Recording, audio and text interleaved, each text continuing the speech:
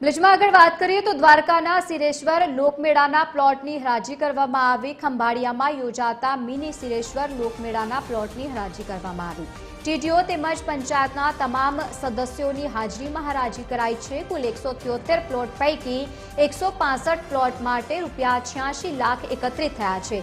આગામી 26 થી લઈને 29 ઓગસ્ટ સુધી યોજાશે આ લોકમેળો।